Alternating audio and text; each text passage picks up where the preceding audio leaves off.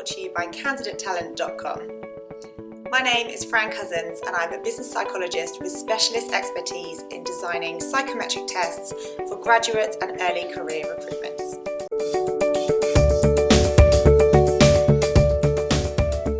In this video, we'll be talking you through numerical ability tests, what they measure, when they're used, and what you can expect from the test.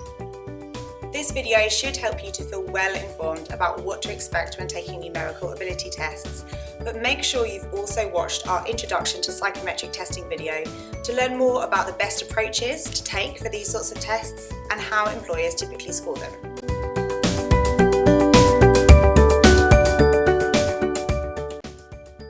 So, what do numerical ability tests measure?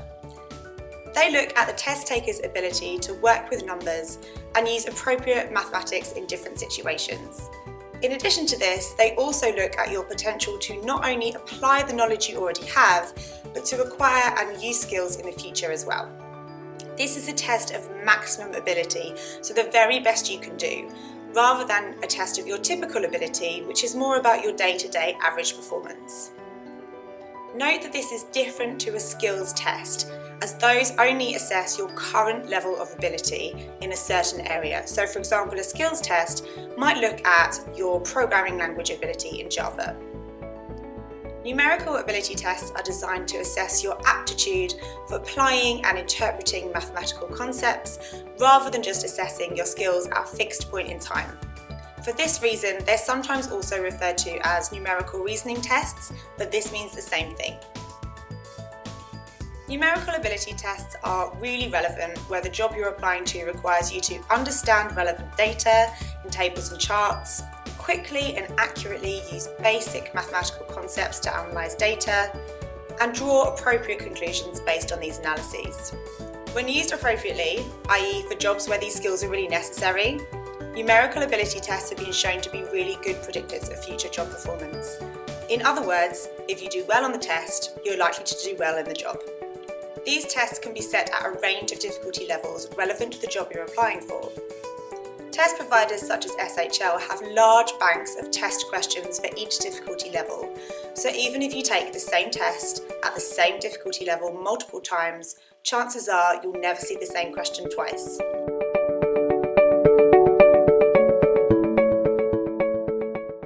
Many, in fact most, graduate employers use numerical ability tests as a way of checking candidates' baseline maths aptitude, which is needed for the vast majority of jobs, even those without a highly mathematical or analytical component.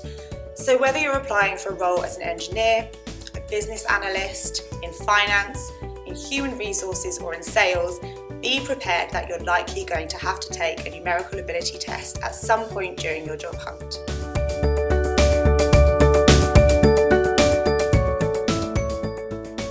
So what will you actually have to do? Numerical ability tests require candidates to solve word problems, perform numerical calculations, and interpret data in tables and graphs. They are timed, usually about 20 to 25 minutes long, and you'll have around 15 to 18 questions to answer.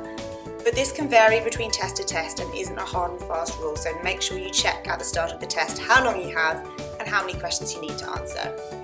They are typically multiple choice questions with up to 5 possible answers for you to choose between. We really hope this video has helped you to understand more about what numerical ability tests are, when you can expect to take them, and how best to approach them. Thanks for watching, and make sure you check out our other videos in the links below. You can find lots of full-length practice tests absolutely free at candidatetalent.com.